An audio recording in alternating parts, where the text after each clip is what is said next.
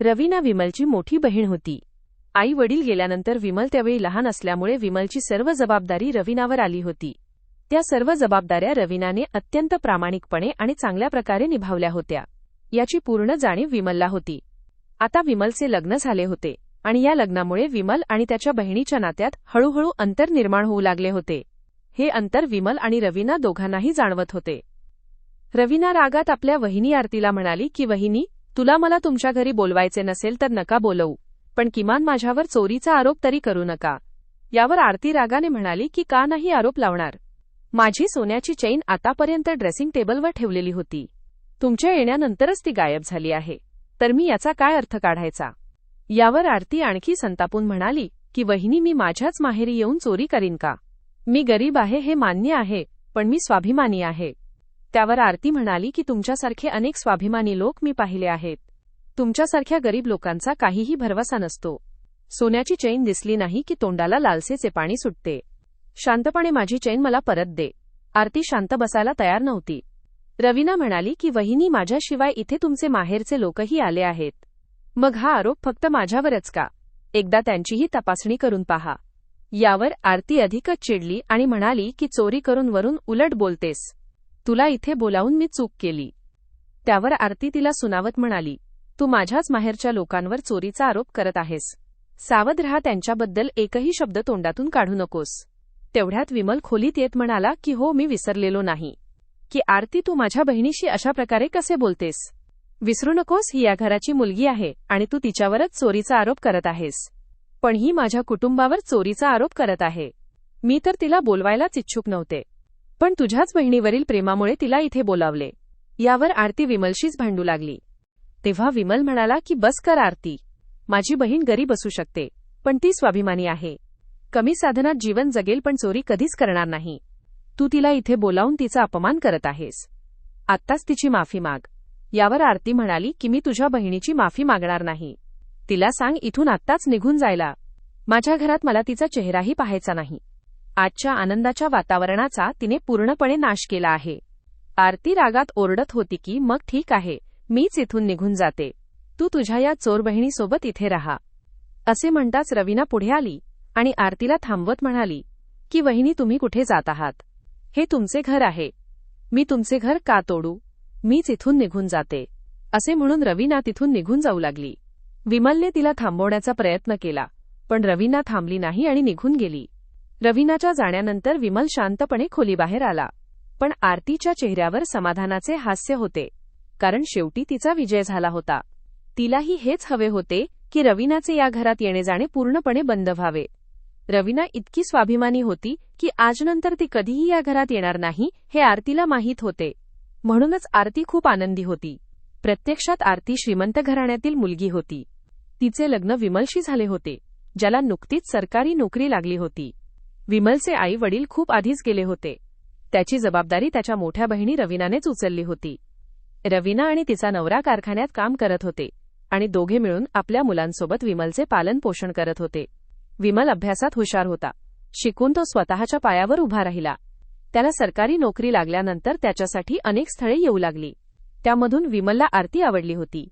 विमलच्या पसंतीचा मान ठेवून रवीना आणि तिच्या नवऱ्याने विमलचे लग्न आरतीशी लावून दिले होते. लग्नानंतर विमल भाड्याच्या घरात राहायला गेला होता. रवीना तिथे त्याला भेटायला येत असे, पण आरतीला रवीनाचे येणे जाणे अजिबात आवडत नव्हते, कारण रवीना तिच्या दर्जाशी कुठेही जुळत नव्हती. पण विमल आपल्या बहिणीचा खूप मान ठेवत होता. त्यामुळे तो जास्त काही बोलूही शकत नव्हता, कारण जेव्हा जेव्हा आरती या विषयावर बोलायची तेव्हा नेहमीच तिचे आणि विमलचे भांडण व्हायचे. असो, लग्नाला 1 वर्ष पूर्ण होताच विमलने कर्ज काढून हा फ्लॅट घेतला होता आणि या आनंदात त्याने एक छोटीशी पार्टी ठेवली होती. या पार्टीला फक्त खास लोकांनाच बोलावले होते. आरती रवीनाला बोलवण्याच्या पूर्ण विरोधात होती, पण विमलसमोर तिचे काहीच चालले नाही. जेव्हा आरतीच्या माहेरचे लोक घरी आले तेव्हा तिच्या आईने तिचा उदास चेहरा पाहून कारण विचारले. तेव्हा आरती म्हणाली, आई, मला विमलची ही फाटक्या कपड्यांची बहीण अजिबात आवडत नाही. ही आमच्या दर्जाची नाही. पण विमल तिला सोडायला तयारच नाही. तेव्हा तिच्या आईने तिला एक उपाय सांगितला. आरतीला सवय होती की ती आपली सोन्याची चेन ड्रेसिंग टेबलवर ठेवत असे. ती चेन आरतीने उचलून आपल्या कपाटात ठेवली आणि मग चोरीचा नाटक सुरू केला. पाहता पाहता या घटनेला 1 वर्ष पूर्ण झाले. पण रवीना पुन्हा कधीही या घरात आली नाही. विमल अधूनमधून तिच्या घरी जाऊन तिला भेटत असे. इकडे आरतीला खूप समाधान मिळाले होते. ती कधीही ती सोन्याची चैन विमल समोर घालून दाखवत नव्हती. एक दिवस आरती आपल्या आईसोबत बाजारात गेली होती. त्या दिवशी तिने तीच सोन्याची चैन घातली होती.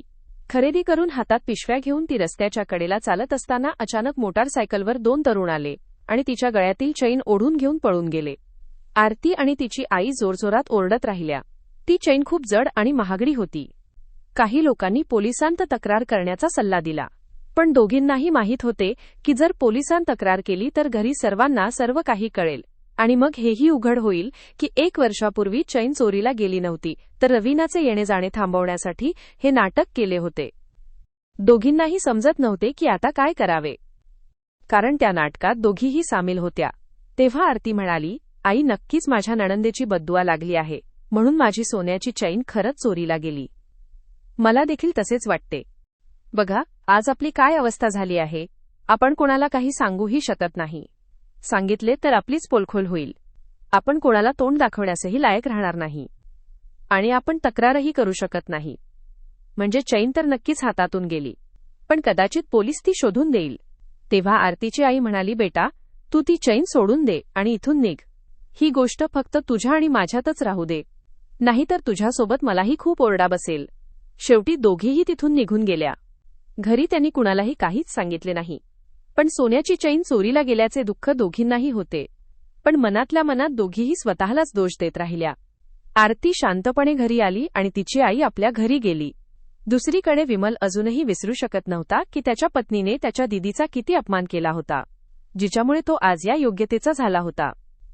पण रवीना विमलला नेहमी समजावत असे की अशा प्रकारे नात्यांमध्ये दुरावा निर्माण करू नये. पती पत्नीचे नाते खूप महत्वाचे असते, भाऊ बहिणीपेक्षाही जास्त. जर आरतीला मी आवडत नसेन तर तू माझ्यापासून दूर राहा. विमल मजबूर होता. तो जाणूनही आपल्या बहिणीला साथ देऊ शकत नव्हता, कारण इतक्या दिवसांत रवीना स्वतःच त्याच्यापासून दूर होत होती, जेणेकरून विमल आणि आरतीच्या नात्यात दुरावा निर्माण होऊ नये. विमल हे सगळे विचार करत होता. इकडे आरती घरी परत आली होती आणि चैन चोरीला गेल्याची गोष्ट तिने विमलला सांगितली नव्हती. ती काय सांगणार होती? तिने आधीच रवीनावर चोरीचा आरोप केला होता. तेवढ्यात घराची बेल वाजली. दार उघडताच एक तरुण उभा होता. त्याने आरतीच्या हातात सोन्याची चैन देत म्हटले, सिस्टर, ही घ्या तुमची सोन्याची चैन, जी 2 चोर तुमच्या गळ्यातून हिसकावून पळत होते.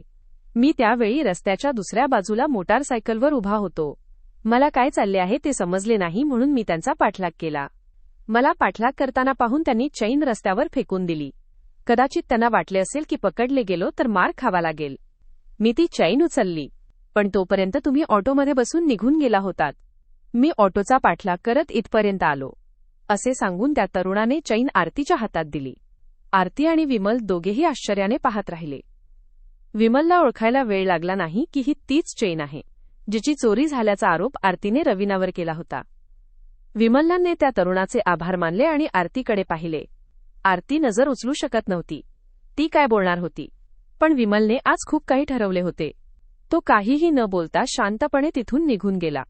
आरतीला वाटले की कदाचित विमल वाद वाढवू इच्छित नाही. तिने सुटकेचा श्वास घेतला. दुसऱ्या दिवशी विमलने आरतीला घटस्फोटाचे कागद दिले आणि म्हणाला, आरती, मी तुझ्यासोबत राहू शकत नाही. तू सर्व मर्यादा ओलांडल्या आहेत.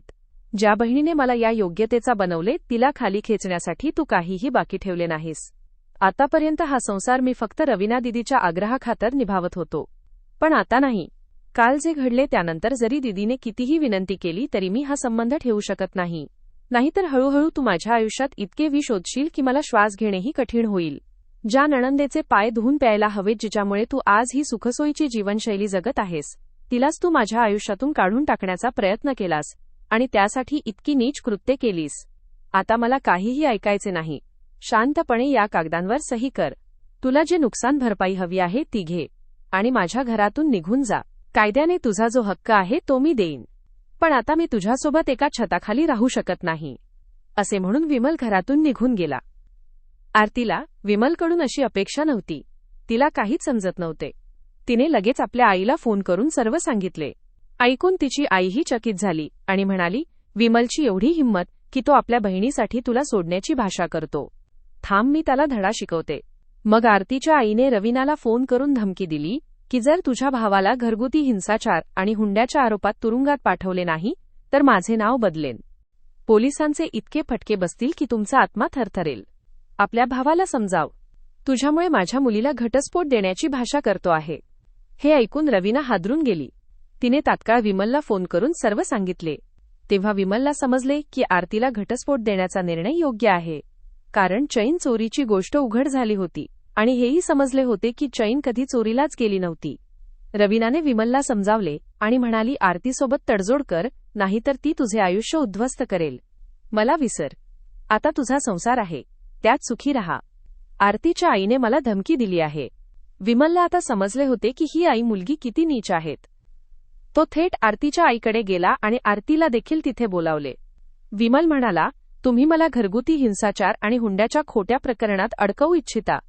मला माहीत आहे असे अनेक खोटे केस होतात, पण पुरुष काहीच करू शकत नाही, कारण सर्व कायदे स्त्रियांच्या बाजूने आहेत. तरी सुद्धा मी एकच गोष्ट सांगतो, मी पूर्णपणे उद्ध्वस्त होण्यास तयार आहे. मी रस्त्यावर येण्यास तयार आहे. मी तुरुंगात जाण्यास तयार आहे.